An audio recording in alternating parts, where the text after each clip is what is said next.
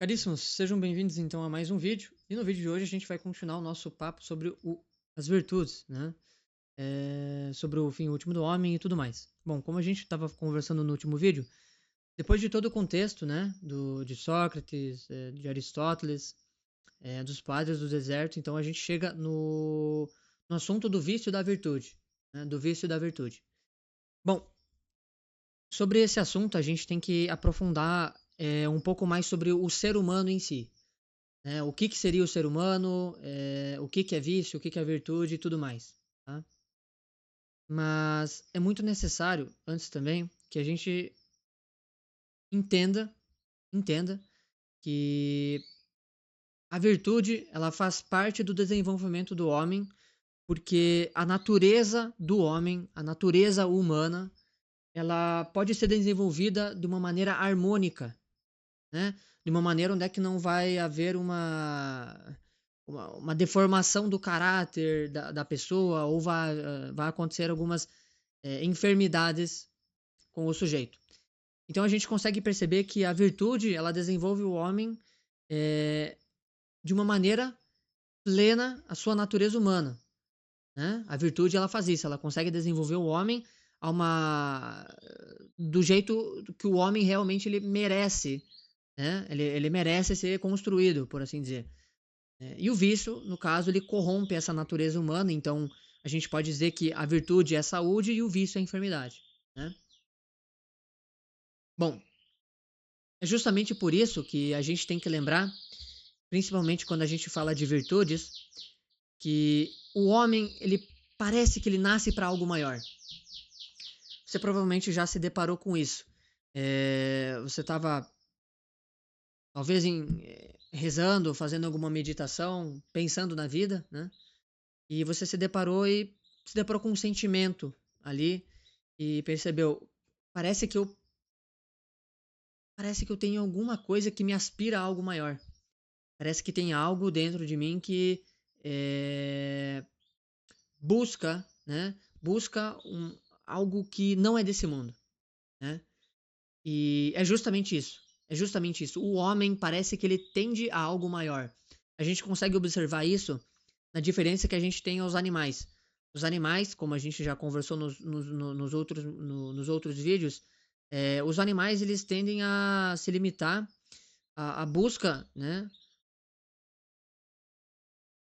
daquilo que eles querem no aqui e agora. Eles não podem transcender o universo das sensações. Né? Os animais eles vão estar apegados a uma dinâmica, né, de viver basicamente a qualquer custo, né? Eles vão viver a qualquer custo. Você não consegue ver, por exemplo, um macaco ou um cachorro sendo um mártir. Um cachorro ele não pode ser um mártir, né? Vão haver casos onde é que o cachorro realmente ele vai demonstrar uma lealdade. O animal pode demonstrar uma lealdade, né? Mas ele não faz isso com a intenção de ser um mártir, né? Um cachorro, por exemplo, ele não tem essa mesma sapiência que esse homem aqui, que é o Maximiliano Kolbe. Ele não olha para um pai de família num campo de concentração e pensa: eu vou me doar, esse homem ficará vivo e eu irei morrer no lugar dele, por amor a Deus, por amor à pessoa humana.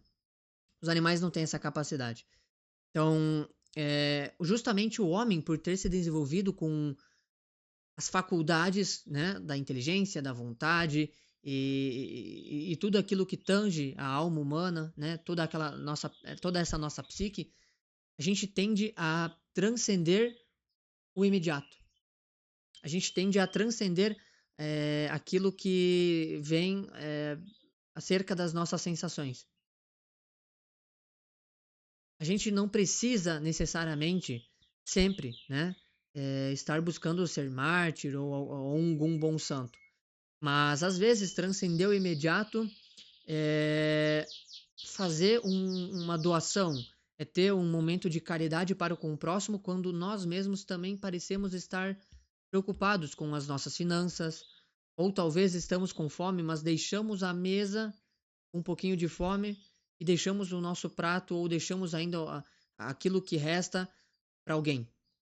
né? Isso acontece muito com os pais. A gente consegue perceber às vezes, né?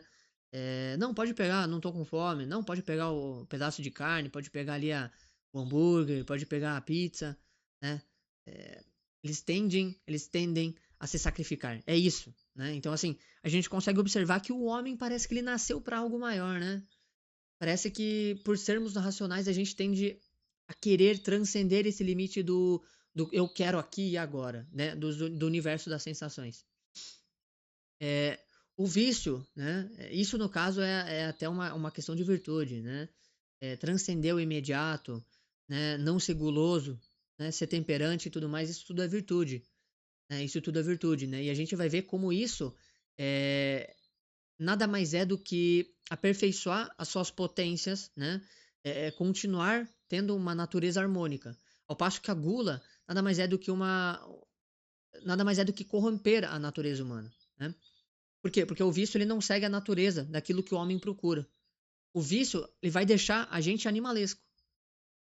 O vício vai deixar a gente animalesco. Usando, por exemplo, o exemplo da gula, a gula, por exemplo, pode deixar a gente em estados animalescos, né? Onde o ser humano ele vai aparentar estar comendo com voracidade, né? A voracidade é um dos estágios da gula, se eu não me engano, e que São Gregório Magno, se eu não me engano, elenca a voracidade, né? A voracidade ela tange, por exemplo, aqueles homens que comem feitos porcos, né? Que comem como se não tivesse amanhã, como se nunca tivessem comido na vida, né? Então a gente consegue observar que na gula, que é um vício, que é um pecado, né? É um dos 7 pecados capitais, tem ali alguma coisa que, opa, isso daqui me deixa feito um animal. Isso daqui é um problema. Então olha só, a gente consegue observar justamente nos pecados, né? Nos vícios, alguma coisa que, olha, parece que isso daqui só tende a piorar a natureza humana. Só tende a não justamente ter uma conexão de fato verdadeira com a natureza humana. E é justamente por isso também que a gente vai ver na avareza, né, o homem que é apegado aos bens de maneira assim desordenada. Ele não precisa de todo aquele dinheiro, mas ele não quer doar. Pode ter gente passando frio na frente dele, pode ter gente passando fome, pode ter gente passando necessidade, né? Fome, frio, sede, enfim, qualquer coisa. Ele nem precisa daquele dinheiro. Ele não vai querer ceder, justamente porque a avareza é um apego aos bens, em especial do dinheiro. Então, olha só, os vícios parece que eles corrompem a nossa natureza humana. Eles corrompem a dinâmica que a gente vai ter com as outras pessoas. Isso é muito interessante, né? Esses hábitos animalescos também a gente pode ver na luxúria, né? Quantas pessoas, né, que têm problemas com esse vício ou que as pessoas da indústria, né? A gente não vê, por exemplo, com hábitos completamente animalescos, por exemplo, é, escalando no vício, depois para hábitos como, por exemplo, pedofilia, né? Incesto, zoofilia, né? Então, assim, pessoas que, por exemplo, têm esse problema, que têm algum problema com luxúria, que têm problema com gula, que têm problema com avareza, que têm problema com inveja, que têm problema com ira, a gente começa a querer matar as outras pessoas, a gente começa a se divertir no sofrimento alheio. Então, assim, o vício, definitivamente, ele não é algo que combina. Não me parece ter algo, né? Não parece ter algo que realmente convém à natureza humana, né? Não parece não parece que tem algo ali que convém à natureza humana. E, bom, a gente também consegue observar que o homem, ele justamente tem essa nostalgia do absoluto. Parece que o homem, ele sente falta de alguma coisa na vida dele. O homem, ele nunca. Ele pode ter tudo. Ele pode ter dinheiro, fama, sucesso. Não necessariamente numa coisa super viciosa, né, numa coisa muito de vanglória, etc.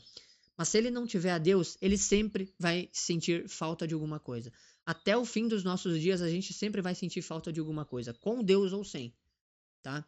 Isso acontece porque o homem ele sente uma nostalgia absoluta, que é uma saudade de casa, que é uma saudade do Jardim do Éden, que foi a nossa primeira casa, né? O homem ele observa a natureza ao redor e ele lembra justamente do Jardim do Éden.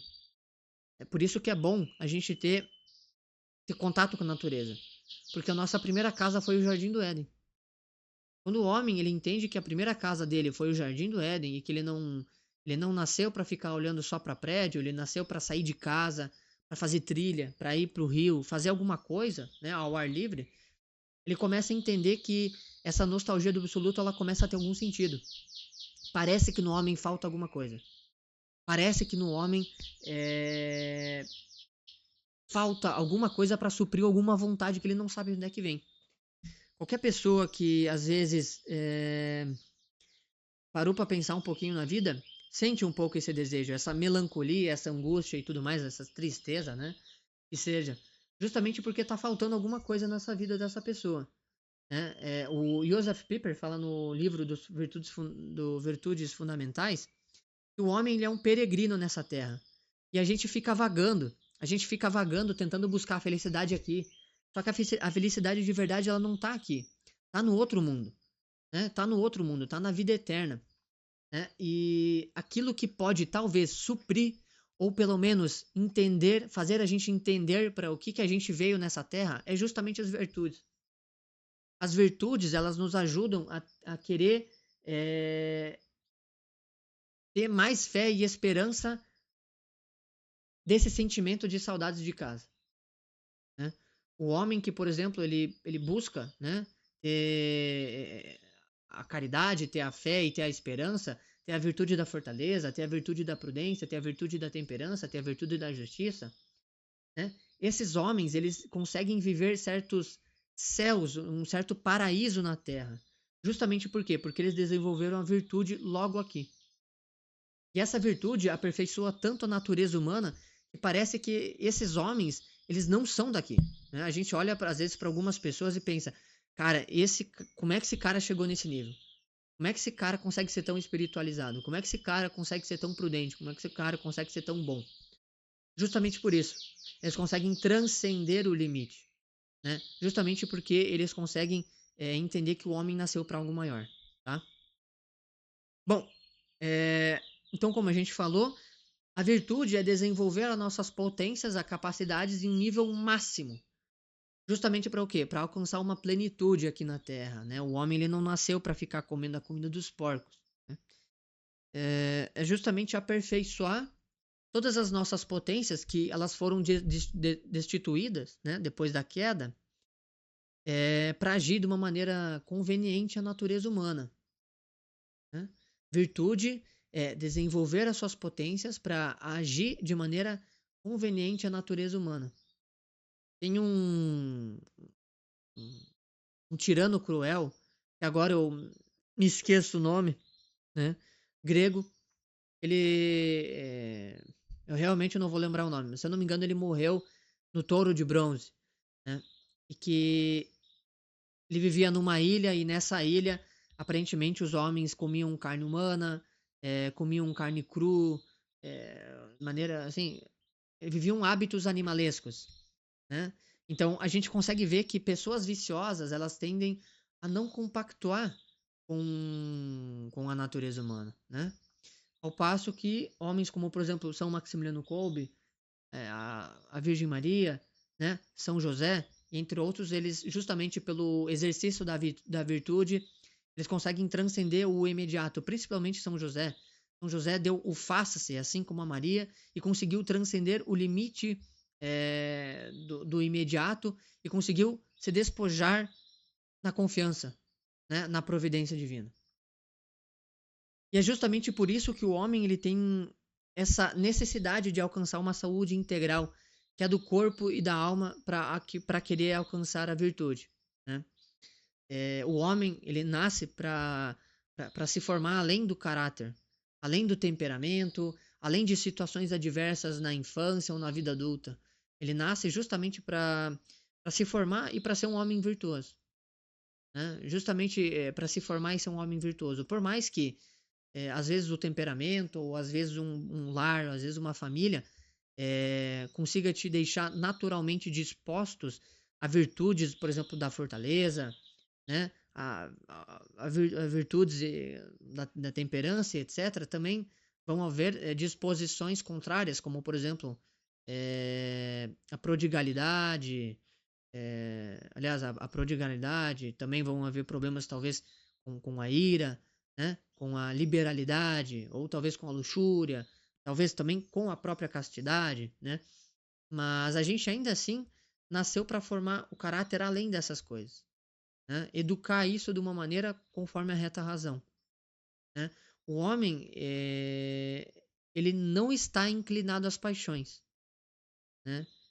O homem, na verdade, ele está inclinado às paixões, justamente porque a gente está destituído das nossas potências da graça de Deus, né?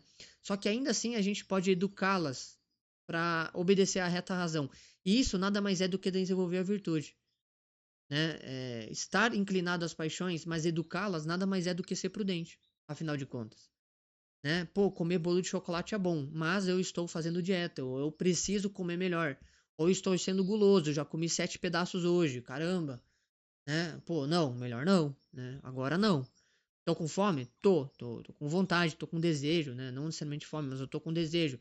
Mas não, né? Então, assim, o homem justamente tem esse dever de educar essas coisas à razão, né? Porque o homem virtuoso, ele age por si mesmo. Ele consegue observar e falar, beleza, ok, isso daqui é o que eu sinto, isso daqui é o meu desejo. Mas eu não posso agir somente conforme aquilo que a minha barriga ronca. Tem algo maior aqui para eu transcender. Eu posso oferecer isso a Deus. Assim como São Maximiliano Kolbe provavelmente sentiu medo. Pode ter sentido medo, ele pode ter sentido às vezes um pouco de temor em entrar numa cela fria e esperar e ver os seus colegas regozijando-se já de fome, morrendo de sede, né? Ele pode ter sentido isso tudo, mas mesmo assim ele falou: por Maria eu vou até o fim. Então, assim, o homem virtuoso, ele age por si mesmo. Ele consegue transcender o limite de uma barriga que sente dor.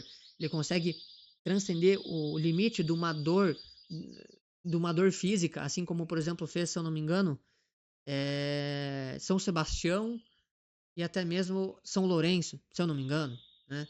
Já o homem vicioso, ele está servo do pecado, né? Ele vai ver o bolo de chocolate, ele não vai conseguir não dizer não, né? Então, o centro, a razão, né? A razão é o centro do homem que busca a virtude, né? E a paixão está no centro do homem que configura o homem vicioso, né? Então, assim, essa é a diferença entre o vício e a virtude. O vício ele é uma enfermidade na alma que vai danificar as suas operações, né?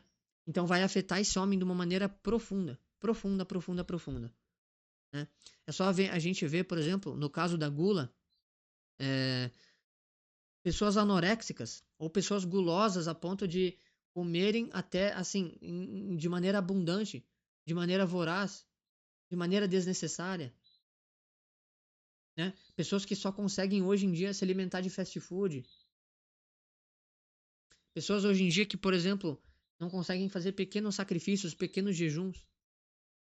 Essas pessoas elas estão com as operações danificadas. E justamente por isso que existe o jejum.